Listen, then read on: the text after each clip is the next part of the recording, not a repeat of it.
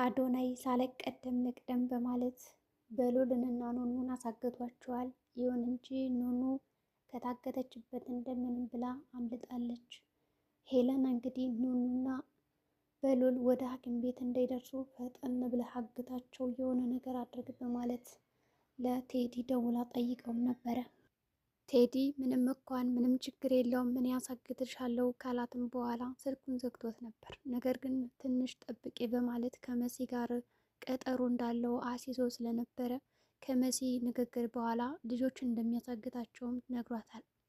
ይሁን እንጂ መሲም እንደተቀጠረችው እንግዲህ ቴዲን ለማግኘት እሱ በቀጠረባት አካባቢ ሄዳም ተገኝታለች።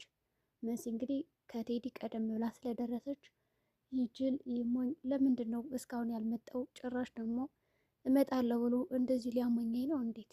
እኔስ ለምን ፈጠንኩ? ለምን መጣሁ? በማለት እንግዲህ ራሷን እየጠየቀችም እያለ በቃ እኔ እንግዲህ ከቆየብኝ ማይልሽ ወደ ቤት መመለስ አለብኝ እንጂ ከዚህ ተገትሬማ እሱ ስጠብቀው አልውልም በማለት ተመልሳ ወደ ቤት ልትሄድ እያካጨለች ነበረ። ነገር ግን ቴዲ ከየት መጣ ሳይባል ወዲያውኑ ነበር ፊት ለፊቷ መጥቶ ድቅን ያለው። መሲም እንግዲህ ቴዲ ፊት ለፊቷ ከመጣ በኋላ በስድብ ነበር የተቀበለችው። አንተ ጅል ከረፈፍ እስካሁን ምን አስበህ ነው? ደግሞስ እኔ አምኜ አንተ መምጣቴ ከዚህ ቦታ ማመን አልነበረብኝም። ደግሞ ለምን የቆየው እያለች በስድብ ታጥረገርገው ጀመረች። ቴዲም እንግዲህ ስድቧን ልክ እንደ ምርቃት አሜን በማለትና በፈገግታ ነበር የሚቀበላት። ምን ያስቃል በማለትም ጠየቀችው። አየሽ የአንቺ ስድቦች ለእኔ ምርቃት ናቸው። አንቺ እኮ በጣም እኔን ስለማታውቂኝ እንጂ በጣም እንደምወድሽ እንደማፈቅርሽ እነግርሻለሁ እና ነይ እስኪ ከመጣን አይቀር ምናልባት ቁጭ ብለን ብናወራ የተሻለ ነው በማለት እንግዲህ ቁጭ ብለው እንዲነጋገሩ ይጠይቃታል። መሲ እኔ ካንተ ጋር ምንም ተቀምጬ የማውራው ጉዳይ የለኝም፣ ማውራት ከፈለግ ከአሁኑ ተናገር በማለት ትጠይቀዋለች። ቴዲም ቆምንም ቁጭ አልንም መቼም እዚህ ድረስ መጠን ሳናወራ እንመለስም፣ ስለዚህ ግድ የለሽም በማለት ሄዳው ቁጭ ይላሉ። በሌላ በኩል እንግዲህ በሉል ኑኑን ወደ ሐኪም ቤት ወስጄ ማስመርመር አለብሽ እንጂ ምን አይነት በሽታ እንዳለብሽ ግዴታ የተሻለ ዶክተር መርምሮ ማየት አለበት ብሎ ስላሰበ ኑኑን ወደ ሐኪም ቤት ይዟል ለመሄድ ተቀጣጥረዋል። ኑኑ ፈቃደኛ ብትሆንም ቤት ያሉ ሰዎች ግን ወዴትም ይዛት አትሄድም በማለት እንግዲህ ተቃውሞ ያነሱበታል። በተለይ ደግሞ አዶናይ ይህን የሆነን ነገርማ ማንሳት አይገባም፣ ሲጀመር ልትነካም አይገባም፣ ኑኑ የኔ ስለሆነች ወዴት መውሰድ አችልም ያሌነ ፈቃድ በማለት እንግዲህ ቦክስ ሊፋለሙ ሊደባደቡ ይደርሳሉ። ሁለት ወንድማማቾች በአንድ ሴት የተነሳ ተፋጁ አይገልጸውም። ይሁን እንጂ ኑኑ በሁለቶች መካከል ጣልቃ ገባችና ኧረ እባክህ እንደዚህ መጣላት የለባችሁም ተረጋጉ በማለት ነገረቻቸው። ግን ሊሰሙ አልቻሉም። ወዲያውኑ አጅሪት ሄለን መጣችና ምንድን ነው ምን እያደረጋችሁ ነው እናንተ ልጆች በማለት ጠየቀቻቸው። እነሱ ምንም እኔና ኑኑ የምንሄድበት ቦታ አለ እና ለእናንተ መናገር አይጠበቅብንም በማለት በሉል መለሳላቸው። አዶናይ ኑኑ ከሱ ጋር እንድትሄድ ስላልፈለገ አሁንም ቢሆን በቁጣ ነበር የሚመልስለት። ሄለን ወዴትም አትሄድም፣ በቃ እኔ እና እሷ ወደ ሐኪም ቤት መሄድ አለብን ይልና በሉል ወዲያውኑ ፍርጥ ያደርገዋል እውነቱን። ይሁን እንጂ ሄለን ተርበተበተች። ምክንያቱም ወደ ሐኪም ቤት ከወሰዳት ሁሉም ውሸቶቿ ስለሚጋለጡ ኑኑም እንዳልታመመች ስለምታውቅ አትሄዱም በማለት ከለከለቻቸው። በሉል እኔ ወንድ ነኝ ከቻላቸው አስቀሩ በማለት እጇን ይዞ እንግዲህ መንጥቋቸው ፊት ለፊት ገፍትሯቸውም ነበር ሄዳ። ኑኑም ተከትለው ሄደች። አዶናይ ጨሳ። ሄለንም እንዴት እንደዚህ ገፍትሮኝ ይሄዳል የኔ ልጅ እኮ ነው በማለት ለአዶናይ ተነግረዋለች። አዶናይ በጣም ይናደድና ሳሎኑ ፍልስልስ ያደርገዋል። ምንድን ነው አንተ እንደዚህ ነው ቁመህ እንዲህ የምታይኝ? ለምንድን ነው እንደዚህ ገፍትሮ ሲሄድ ዝም ያልከው? በማለት እንግዲህ ሄለን ወደ በሉል ሄዳ የነበረችው ተመልሳ ወደ አዶናይ መጣችና አዶናይን መናገር ጀመረች። አዶናይ ይህን ይቃጠልና ውጥት ይላል ከቤት። በሌላ በኩል እንግዲህ ያቺ ታዲ ከመኩ ፍቅር ይዟት ፍቅሯን ለመግለጽ እየሞከረች ያለ ታዱ ወይም ደግሞ የመሲ ወንድም የሆነው መኮንን ፍቅሯን ምንም ሊረዳ አልቻለም። ምን የተወገገማንሽ ደረቅ ነች ስታወሪ ለምንድን ነው የማትረጋግቡ ማለት ይነግራታል። ይሁን እንጂ ታዱ ቆይ እንኳን ደህና መጣ በማለት እንግዲህ ሄዳ ጥምጥም ነበር ያለችበት። ገጠር ሄዶ ስለነበረ ከተመለሰም በኋላ በደስታ ነው የተቀበለችው። ይህ መኩ ግን ምንም ሊረዳት አልቻለም። አንቺ ልጅ ስራሽ ሁሉ ያስቀኛል፣ ለምንድን ነው ግን ረጋ ማትይው ይላል። እንግዲህ አጅሪት መሲ መኩን እንደወደደችው ጓደኛዋ ስለሆነች አውቃለችና ከወንድሟ ጋር ለማስታረቅና ቀረብ ለማድረግ እንግዲህ እየሞከረችም ነበረ።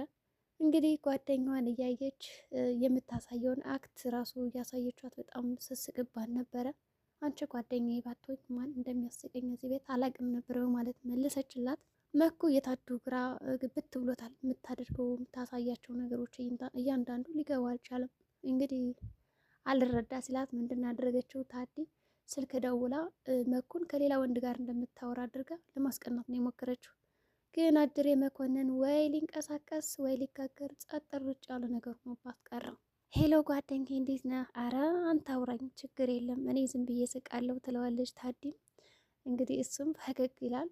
ያው በዚህ መሀል እንግዲህ መሰረት እስቲ ቆይ እች ልጅማ ወርዳታለሁ አሁን የእውነት ስልክ እያወራች ነው ወይስ ምንድን ነው በማለት ወዲያውኑ ትደውልላታለች።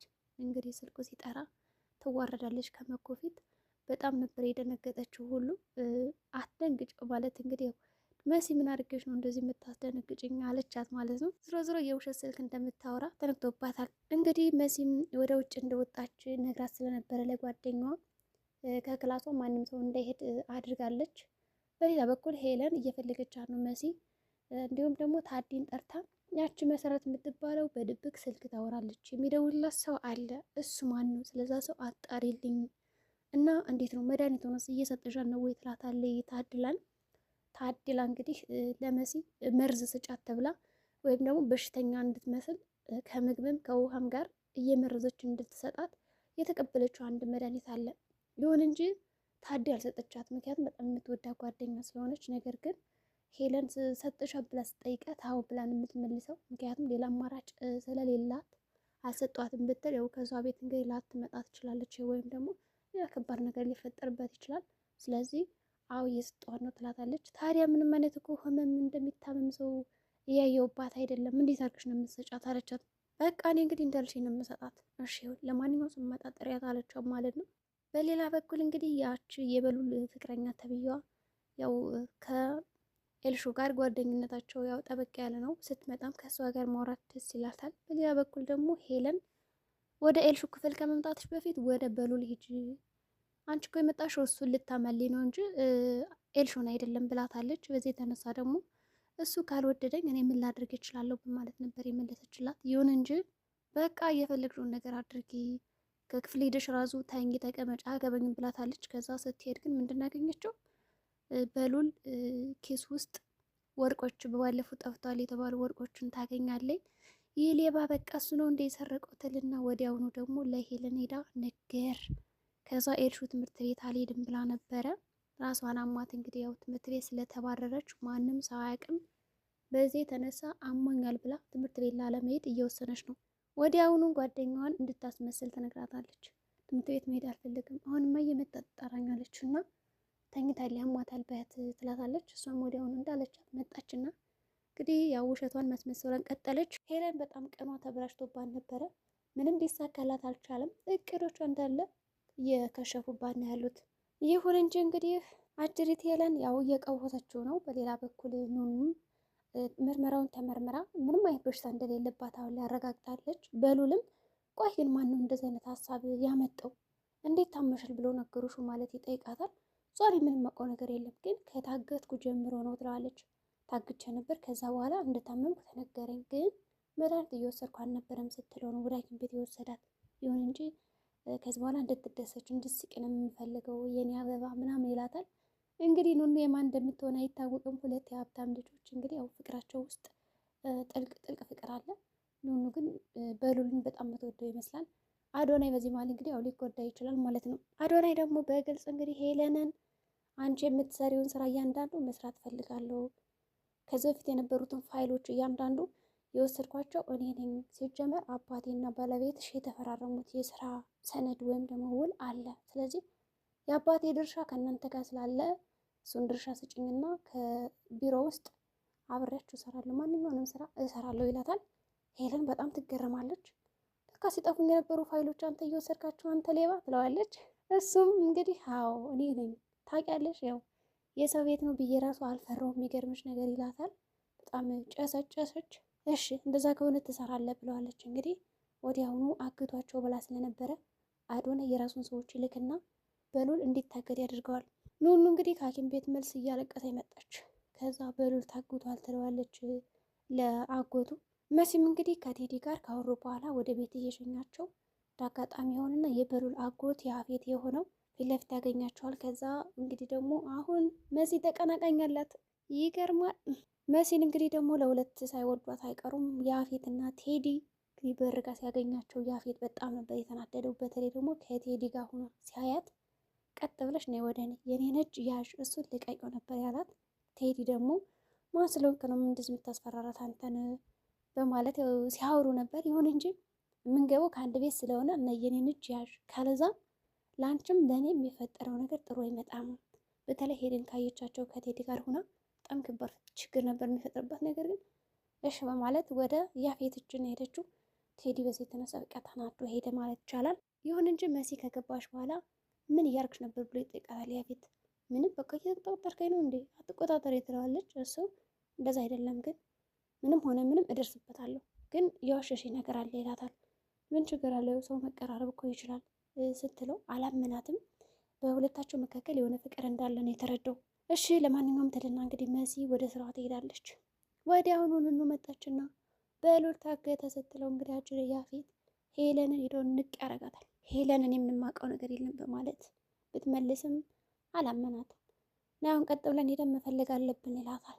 እሷም አልሄድም፣ አንተ ስላልከኝም አልሄድም፣ ግን እሱ ለእኔም እኮ ልጅ ነው፣ ስለዚህ ራሴ ሄጄ እፈልገዋለሁ ትለዋለች። እሺ ፈልግ የለጠውና ግን የማረግሽን ነገር እኔ አውቃለሁ ይላታል። እንግዲህ ተፋጠው ይገኛሉ። እንግዳዎች በጣም አዳዲስ ነገር እያሳዩ ነው። የዛሬው ቪዲዮአችን እንግዲህ ይህን ይመስላል። በቀጣይ ቪዲዮ እስከምንገናኝ መልካም ጊዜ ይሆንላችሁ።